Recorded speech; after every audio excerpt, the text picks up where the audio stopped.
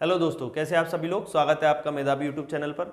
जैसा कि आप लोगों को पता है कि हमारा जिलेवार सीरीज चल रहा है। इसमें हमने इंदौर और भोपाल दो संभागों को कवर कर लिया है और तीसरा हमारा संभाग जो चल रहा है वो ग्वालियर संभाग हम देख रहे हैं। ग्वालियर संभाग के हमने ग्वालियर और दतिया दो जिलों को देख लिया है 5 जिलों में से। आज जो तीसरा जिला है वो हम बात कर रहे हैं शिवपुरी जिले का।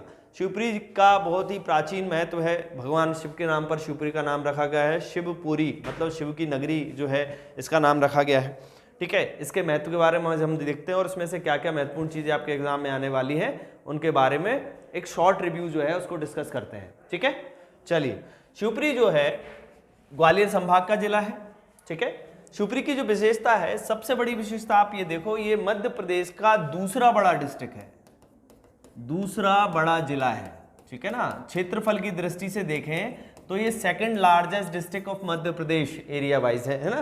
पहला कौन सा है? पहला आपका छिंदवाड़ा है, दूसरा कौन सा है? आपका शिवपुरी है। ठीक है, किस संभाग में आता है? ग्वालियर संभाग में आता है।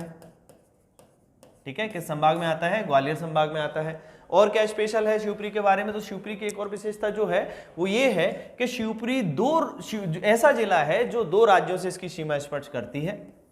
2 राज्यों से सीमा स्पर्श करती है। तो कौन कौन से राज्य हैं? एक तो आपका जो वेस्ट साइड है राजस्थान, और ईस्ट साइड मतलब पूर्व की दिशा में जो है वो उत्तर प्रदेश। 2 जिलों से शिवपुरी की सीमा स्पर्श करती है। आप लोगों के लिए क्वेश्चन है, आप कमेंट करके उसका आंसर दीजिए। मध्य प्रदेश में ऐसे कितने जिले हैं जिनकी सीमा 2 राज्यों को स्पर्श करती है? ठीक है, टोटल कितने जिले हैं जिनकी सीमा 2 राज्यों को स्पर्श करती है?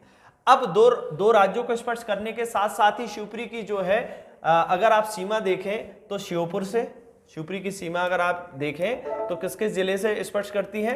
तो देखिए इधर है श्योपुर, इसके बाद है मुरैना। ठीक है, ये वाला पार्ट जो है वो मुरैना से स्पर्श करता है। ठीक है, इसके बाद तीसरा हो गया आपका ग्वालियर, चौथा हो गया आपका दतिया, 5वां हो गया आपका अशोकनगर और 6वां हो गया आपका कौन सा? गुना। तो शिवपुरी की एक विशेषता और कि ये अपने संभाग के सभी जिलों से स्पर्श करता है। शिवपुरी सीमा जो है आपको याद करने की जरूरत नहीं है, आपको पता है ग्वालियर में 5 जिले हैं। ठीक है, उन 5 जिलों में से 4 जिलों से शिवपुरी की सीमा स्पर्श होती है और 2 स्टेट से सीमा।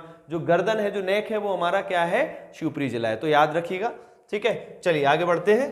शिवपुरी की कुछ विशेषताएं। क्षेत्रफल 10,666 वर्ग किलोमीटर स्क्वायर। देखिए हमने देखा था दूसरा क्षेत्रफल में बड़ा डिस्ट्रिक्ट है,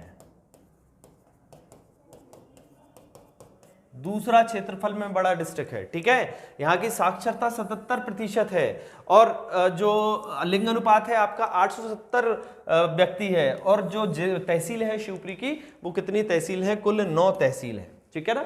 शिवपुरी की एक और बात, अगर आपको एक क्वेश्चन आता है कि शिवपुरी शहर है वो किस नदी के किनारे पर बसा हुआ है, तो किस नदी के किनारे पर बसा हुआ है? तो कुंवारी नदी के किनारे पर बसा हुआ है। कौन सी? कुंवारी रिवर। ठीक है, कुंवारी नदी के किनारे पर शिवपुरी शहर बसा हुआ है। ये कुंवारी नदी निकलती कहां से है? तो शिवपुरी के पठार से ही निकलती है। कहां से निकलती है? शिवपुरी के पठार से निकलती है कुंवारी नदी। और भी महत्वपूर्ण नदियां हैं, जैसे सिंध नदी यहाँ की महत्वपूर्ण नदी है। शिवपुरी की नदी सिंध नदी जो है वो बहुत महत्वपूर्ण नदी है। ठीक है, तो इन नदियों को याद रखिएगा। कुंवारी नदी आप याद रखिएगा, शिवपुरी शहर से निकलती है, शिवपुरी के पठार से निकलती है, शिवपुरी उसी के तट पर बसा हुआ है। ठीक है ना, इतना याद रखिएगा। इन चीजों को आपको पूछा नहीं जाता है, लेकिन एक क्वेश्चन जो बनता है कि मध्य प्रदेश का दूसरा बड़ा डिस्ट्रिक्ट है या दूसरा बड़ा जिला है, ये आपको याद रखना है। ठीक है, चलिए आगे देखते हैं। देखिए आगे देखते हैं हम। शिवपुरी में एक महत्वपूर्ण जो दर्शनीय स्थल है, देखिए पर्यटन की दृष्टि से अगर देखें, मध्य प्रदेश की प्रथम पर्यटन नगरी जो है या प्रथम पर्यटन स्थल जो है वो किसको बनाया गया? शिवपुरी को बनाया गया। ठीक है, याद रखिएगा, प्रथम पर्यटन नगरी जो है वो किसको बनाया गया? शिवपुरी को बनाया गया। तो यहाँ पर घूमने के लिए या पर्यटन की दृष्टि से बहुत सारी चीजें महत्वपूर्ण है और ये आपके पेपर में भी आने वाला है। शिवपुरी पर जो राज रहा वो सिंधिया राजघराने का रहा। किसका राज रहा? सिंधिया राजघराने का रहा। ये भी आप याद रखिएगा। ठीक है, ठीक है। इसके आगे और क्या चीजें हैं? तो सिंधिया जो है उसका राज्य किस पर रहा है? ग्वालियर शिवपुरी जो पूरा रीजन है वो सिंधिया राजघराने की कर्मस्थली रहा है। ठीक है, तो यहाँ पर महत्वपूर्ण चीजें आप देखिए, तो ये जो शिवपुरी छतरी है ये भी एक दर्शनीय स्थल है पर्यटन की दृष्टि से। ठीक है, यहाँ पर लोग घूमने के लिए आते हैं। और ये छतरी है यहाँ पर सांख्य राजे सिंधिया की छतरी है। आपसे पूछ लिया जाता है सांख्य राजे सिंधिया की छतरी है। ठीक है ना, ये आप लोग याद रखिएगा।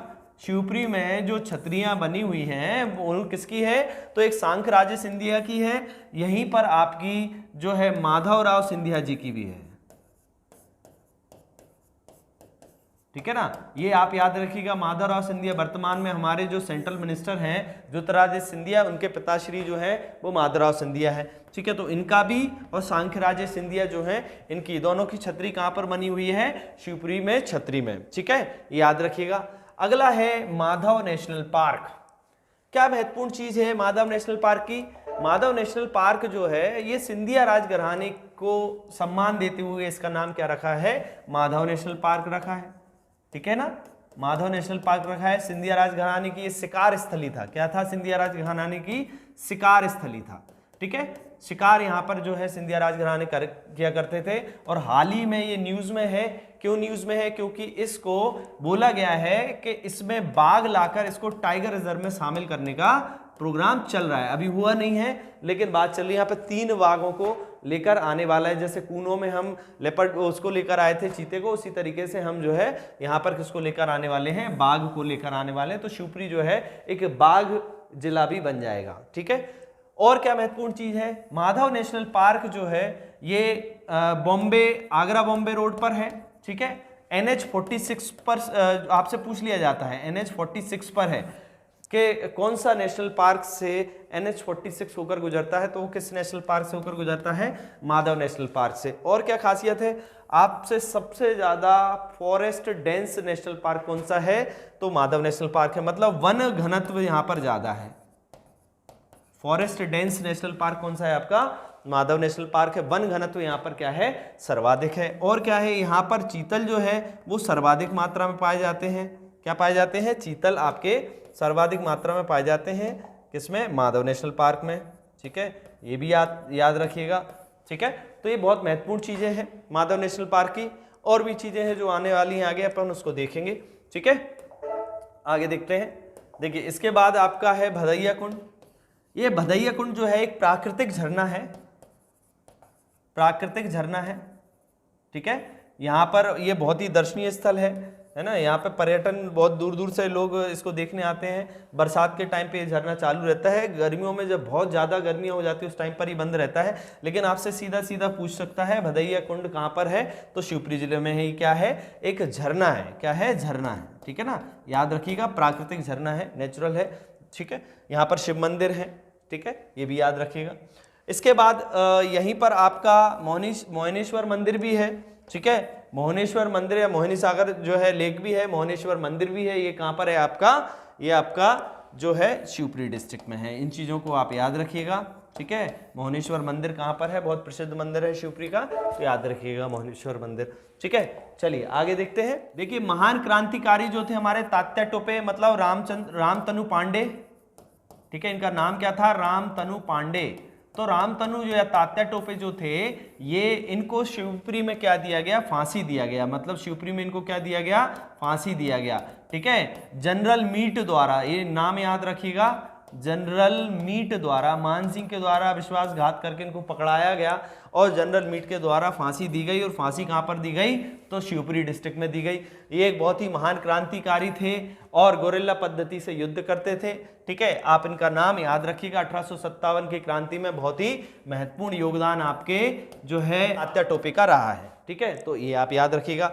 कत्था कारखाना देखिए अभी भी चलित जो है, ठीक है, बंद नहीं हुआ है, चलित कत्था कारखाना, कत्था मिल है। यहाँ पर खैर कत्था, क्वेश्चन आपसे पूछा जाएगा कि कत्था किससे बनाया जाता है, तो खैर जो है, देखिए खैर का जो पेड़ होता है, खैर से क्या बनाया जाता है, कत्था बनाया जाता है, ठीक है। ये जो पेड़ होता है कम वर्षा वाली जगह पर, ये कांटे वाला बबूल का पेड़ होता है, बबूल के पेड़ की तरह एक पेड़ होता है, छोटी हाइट होती है इसकी, और ये लाल कलर का होता है। इसी से क्या बनाया जाता है, कत्था। आप लोग जो पान में यूज करते हो कत्था, तो इसका कारखाना कहाँ पर है, एक तो शिवपुरी में है, दूसरा रीवा जिले में भी है, याद रखिएगा। तो मध्य प्रदेश में 2 ही कत्था के कारखाने हैं प्रेजेंट में जो चल रहे हैं, एक आपका रीवा जिले में है और एक आपका शिवपुरी जिले में है, ठीक है, 2 याद रखिएगा, ठीक है। यहीं पर आपसे पूछा जाए पीर बुधान का मेला कहाँ लगता है, तो पीर बुधान की आपसे जो है समाधि पूछी जाए तो भी कहाँ पर है, पीर बुधान की समाधि कहाँ पर है, तो पीर बुधान की समाधि आपकी शिवपुरी जिले में है। ठीक है, यहीं पर क्या है आपका पीर बुधान का, उसी समाधि पर क्या लगाया जाता है, मेला लगाया जाता है। पीर बुधान मेला कहाँ पर लगता है आपका, शिवपुरी जिले में लगता है। देखिए अगला है आपका नरवर का किला, क्या है आपका, नरवर किला। नरवर जो का किला जो है कछवाहा राजाओं की क्या रहा है, कछवाहा राजाओं की राजधानी रहा है नरवर, और नरवर जो आता है वर्तमान में शिवपुरी जिले में आता है, शिवपुरी जिले में आता है। ठीक है, याद रखिएगा। आप लोगों ने राजा नल और दमयंती की कहानी सुनी होंगी, वो इसी किले में इसी यहीं से आपकी संबंधित है। कछवाहा राजाओं की जो है राजधानी रहा है नरवर। ठीक है, इनको याद रखिएगा, बहुत महत्वपूर्ण चीजें हैं। अगला है सांख्य सागर। सांख्य सागर जो है वो आपकी शिवपुरी में है। ठीक है, सांख्य सागर लेक आपकी कहां पर है, शिवपुरी जिले में है। ठीक है, इसकी क्या विशेषता है, इसको वेटलैंड में शामिल किया गया है, आर्द्र भूमि का दर्जा मिल चुका है इसको। ठीक है, यहां पर सांख्य सागर को आपका क्या मिल चुका है, आर्द्र भूमि का दर्जा मिल चुका है, ये आप याद रखिएगा। एक और क्वेश्चन पूछा जाता है कि मध्य प्रदेश की ऐसी कौन सी लेक है जो पक्षी की तरह दिखाई देती है, तो वो आपकी सांख्य सागर लेक है। ठीक है, चलिए याद रखिएगा। यही आपका देखिए मणिखेरा डैम, एक बहुत ही महत्वपूर्ण मल्टी प्लानिंग इस पे चल रही है, बहुउद्देशीय परियोजनाएं इस पे चल रही हैं। मणिखेरा डैम ये सिंध नदी पर बना हुआ है ये डैम। ठीक है, इसको क्या बोलते हैं, सिंध नदी पर बना हुआ है। इसको मणिखेरा डैम से शिवपुरी जिले को पानी या सिंचाई की व्यवस्था, नहरें निकाले जा रही हैं और इससे जल विद्युत भी उत्पादन किया जा रहा है। ठीक है, हाइडल पावर भी इससे उत्पादित की जा रही है। तो मणिखेरा डैम सिंध नदी पर है, 2008 में ये बना। ठीक है, कब बना, 2008, आप याद रखिएगा। और क्या स्पेशलिटी है मणिखेरा डैम की, तो इसको मोहनी सागर डैम भी बोला जाता है, कंफ्यूज ना हो। ठीक है, इसको क्या बोला जाता है, मोहनी सागर डैम या मणिखेरा डैम एक ही है। किस नदी पर है, सिंध नदी पर है। कब बना, 2008 में। ठीक है, याद रखिएगा।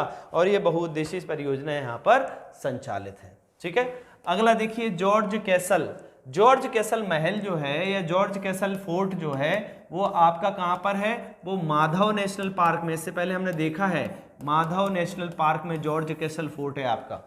ठीक है, याद रहेगा, माधव नेशनल पार्क के अंदर ही जॉर्ज कैसल फोर्ट है। जॉर्ज कैसल एक सेक्रेटरी थे, सचिव थे, जो भारत घूमने आ रहे थे, उनके लिए एक रात में, वन नाइट में जो है, ठीक है, क्या तैयार किया गया आपका, जॉर्ज कैसल फोर्ट। ये जॉर्ज कैसल उसका नाम दिया गया उनके लिए, हालांकि वो आए नहीं रहने, वो अलग बात है।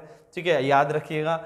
यहीं पर आपकी जादव सागर लेक है। ठीक है, जादव सागर लेक भी आपकी कहाँ पर है, शिवपुरी में है। ठीक है, याद रखिएगा, बहुत ही महत्वपूर्ण चीजें हैं। शिवपुरी जो है पहला पर्यटन नगरी रहा है, ये भी आपको याद रखना है। ठीक है, चलिए आगे देखिए। सौर चलित टेलीफोन, देखिए सौर ऊर्जा से चलने वाला टेलीफोन एक्सचेंज जो है वो कहाँ पर है, शिवपुरी जिले में है। कहाँ पर है, शिवपुरी जिले में है। पहला, भारत का पहला सौर चलित टेलीफोन एक्सचेंज कहां पर है, शिवपुरी जिले में, ये आप याद रखिएगा। सिद्धेश्वर मंदिर, सिद्धेश्वर भगवान शिव का जो मंदिर है, सिद्धेश्वर मंदिर इसको बोलते हैं। ठीक है, ये कहां पर है आपका, ये आपका शिवपुरी जिले में है। ठीक है, राजेश्वरी माता का मंदिर, ये बहुत प्रसिद्ध मंदिर है हमारे शिवपुरी जिले का। ठीक है, राजेश्वरी माता का मंदिर ये कहां पर है आपका, शिवपुरी जिले में है। राजेश्वरी माता का मंदिर कहां पर है, शिवपुरी जिले में है। ठीक है, मेला लगाया जाता है इनके यहाँ पे। और मोहज माता का मंदिर भी आपका कहां पर है, शिवपुरी जिले में है। ठीक है, तो महत्वपूर्ण चीजें जो हैं आपकी बिल्कुल शॉर्ट में मैंने करवा दिया है, बहुत ज़्यादा इसमें डिटेल में नहीं पूछा जाता है, छोटी छोटी सी चीज़ें पूछी जाती हैं। नरवर का किला किस राजाओं वंश की राजधानी रहा है, या आपसे पूछ ले के कौन से स्थान पर मध्य प्रदेश में दूसरा जिला कौन सा है, कभी सीरियल से लगाने को आ जाए। ठीक है, तो इसके अपने अपने महत्व हैं। और भी मंदिर हैं यहाँ पर, बहुत ही खेड़ापति मंदिर है आपका, कुछ बहुत सारे महत्वपूर्ण मंदिर हैं, तो उनके बारे में जो है डिटेल जानने की जरूरत नहीं, क्योंकि एग्जाम में इतना छोटा छोटा कभी पूछा नहीं जाता है। ठीक है, बट आपको जो मैंने चीज़ें बताई बहुत महत्वपूर्ण है, आप इनको याद करिएगा, देखते रहिए। बाकी का जो है अगला जो जिला है हम फिर कंप्लीट करेंगे इसको। Thank you very much.